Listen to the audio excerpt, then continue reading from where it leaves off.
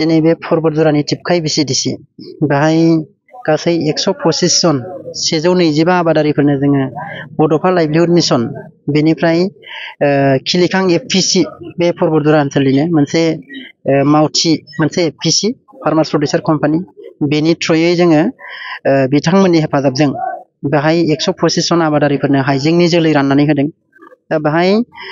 सासेयावहाय 100 केजि करि माने 1 कुइन्टेल करि जों राननानै होदों आरो बेखौ अर्गेनिक पद्धतिजों माने जैबिक हासारजों मावनायनि जोङो बिथांमोनखौ बिथोन होदों आरो बिथांमोननो अर्गेनिक हासारजों मावनोबा प्रथमावनो जोलै सोदांनायनि खोथा दा जोलै सोदांनायनि थाखाय बिथांमोननो ट्राइकडार्माबो 1 लिटार होफानाय जादों आरो बिथांमोननो जों मोजाङै बेखौ बोरै व्यवहार खालामनांगौ बोरै मावनांगौ बेनि सोमोन्दै मोजाङै बुजायनानै हरदों रायजो राजाफोरखौ आबादारिफोरखौ बे थारमाने जोंनि गोदोनिफ्रायनो जों ददाब्ला मावनानै जाबोनायखाय जोंनि सिन्ताधाराया बे जायो खिन्थु बोथोरनि आबाद बोथोराव मावनांगौ बे नंगौ खिन्थु बोथोरनि आबादखौ जुदि बोथोराव मावोबा बोथोरावनो बिनि फिथाइखौ जों मोनहैयो अब्ला मा जायो जों जुदि कमार्शियेल पारपसाव जुदि बेखौ मावदोंबा जोंहा जेबो आबादारिफ्रा बेनिफिट थाया। दा नोंथांमोना नायदो आलु बुरनाय बोथोराव जेब्ला दमासि सफैयो गोदान बोसोर सफैयो अब्ला मानसिफ्रा आलुखौ बुरो बे समाव आलुनि दामा थाइबा 10 थाखा केजि बाहाय बयबो बुरबाय नालाय नङा होमबा खिन्थु बेनि उनाव जाय आलुखौ जुन जुलाइयावहाय बुरहैगोन बे आलुनि दामखौ नोंथांमोना नायदो 40 थाखा 50 थाखा केजि दा अब्ला जोंनो माखौ नांगौ बेखायनो दा जों हाइजेंखौबो एबार मोनसे एक्सपेरिमेन्ट नायनो नागिरदों जोंनि सरकारा बिटिआर सरकारा माने मानसिफ्रा अलरेडि रोदोमबाय बेखौ बयबो मिथिगौ सोरनाबा सोरनाबा 1 फुटसिम जाबाय दा बे समावसो मानो गदायै होनाय जाखो बेखौ गोबाङा कुइसन खालामनो हागौ दा बेनि फिननाया नैबे जोङो बेखौ फैगौ जुन जुलाइ बेहाय हारभेस्ट खालामहैनो हानाय बा एप्रिल मेनि लास्टिंजाय जोङो बेखौ बुरहैनो हानाय खालामनो नागिरदों बे समाव बुरहैयोबा जों जुन जुलाइयाव जुदि बेखौ फानहैनो हानाय जायोबा गोबां दाम मोनो थारमाने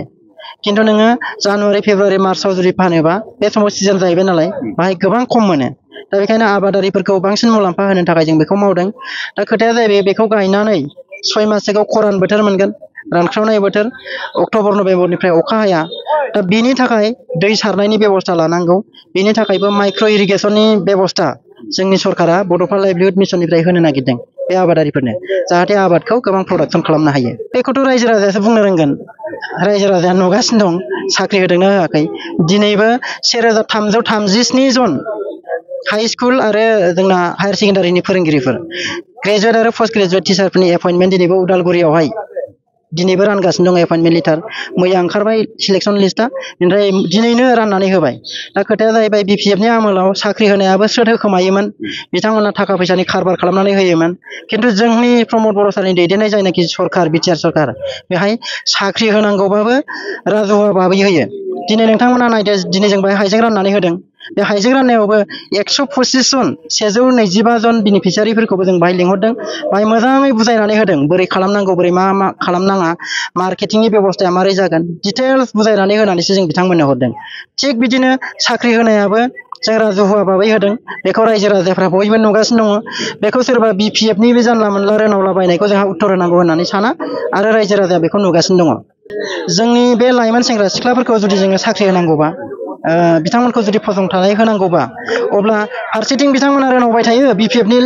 बाथा देवानिफ्रा मा साख्रि होनो हाया होननानै दा साख्रिखौ जों मोनथाम रोखोमै होनो नागिरदों मोनसेया जाहैबाय सरकारि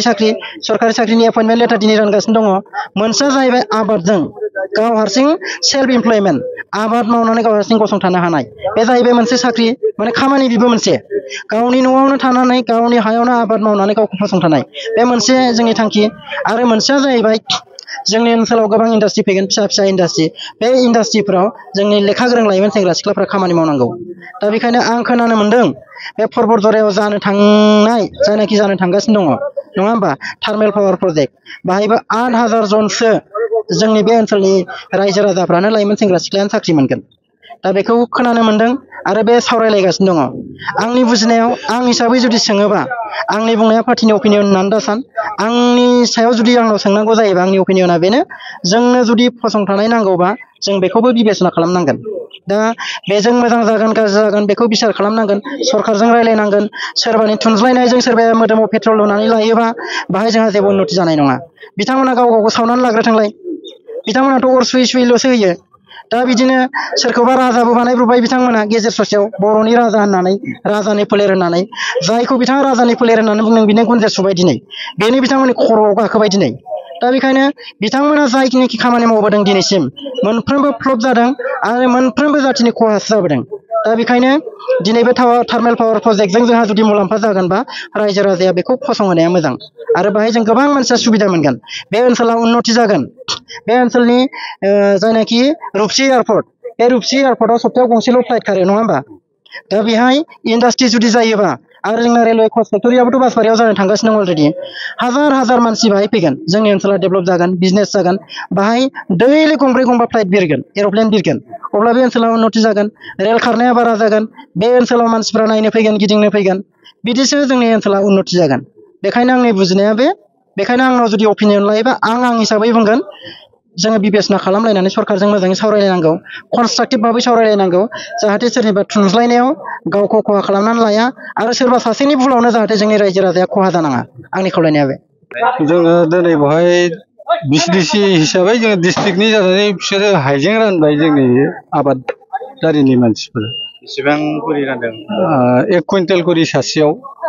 हाइजेंजों लोगोसे मा रानबावदों आरो मुलि दङ स्प्रे मा मुलि होनो बियो अर्गेनिक माबा एसे बथल होफादों बे जाहाथे हाइजेंआ नस्थ' जाया बेनि थाखाय दा बे हाइजेंखौ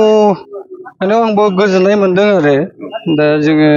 हिसाबाव जोंनो बोथोरा थांबायमोन दा अर्गेनिक हिसाबै जोङो दा उन सिगां आबाद मावनायनि हिसाबै मिटिङाव जोंनो फोरमायबाय बेखौ जों थिग साननानै लानाय जाबाय दा बे हिसाबै जों उन सिगां आबादखौ मावनांसिगोन गदायनि गदाय गिबिनि गिबि दा एसे गदाय जाबाय नालाय दा आबादारिनि मानसिफोरखौ आं बे खिलिखां प्रजेक्ट नामा बियो खिलिखां प्रजेक्टनिसिम आं धन्यबाद जासिबाय गिबियावनो बिथांमोनहा जोंनो हाइजेंखौ कुइन्टेल मोनफा करि होफैबाय बेखौ धन्यबाद होबाय आरो नैबे जोंनि मावथि बिथांमोन सेक्रेटारि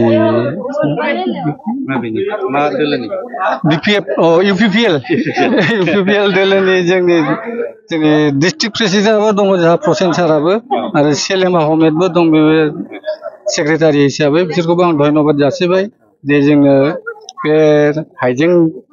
जोलैखौ होफैनायाव जों गोसोखौ मोजां मोनदों बयबो गोसो मोजाङैनो आजावजोबनानै लांबाय आं गाज्रि मोनाखै मोजाङैनो जादों बिथांमोननि साननानै राननाया पिसिडिसिआव बिदि प्रग्राम लालायलायनाय राननाया जाहाथे बेबादिनो फैगौ समावबो बिदिनो जोंनो बिदिनो राननानै होयो आबाद बिथिङाव जोंखौ जुदि जाहाथे डेभेलप खालामनानै होयो बेखौनो आं मिजिंथिबाय जोंनि दानि प्रमद बर' इउपिपिएल दोलोनि सरकारखौ जों बेखौनो आं होननानै थाथ'नाय जाबाय माबे गामिनि आङो सुखानजरा औ सुखानजरानि प्रदीप बसुमतारी आंना मोजां आंथ' हारसिं बस्था मोननै जाहैबाय 100 केजि 100 केजि मोनदों औ ओरैनो हाफ्रा खै बिगासो दं आंना हायाथ' दङमोन दंनाया गुवारैनो थादुन गायनो होननाय एवखानायमोन दा हारजरा हाजरा औ दायो बबेनिफ्राय होनाय हा सोर सरकारा होदों बे हाइजेंखौ जोंनि प्रमद सार होदों होनना खोनादों जों औ खोनादों जोंथ' नुवाखै जाहैबाय आरो बेखौथ' नुनोबो थाङा जाहैबाय नोंसिनि गामिनिफ्राय साबेसे जों सानैल'नो सानै औ बेलेग गामिनिफ्रायबो मोनदोंना मोनदों हनै लांगासिनो दं हानगासिनो दं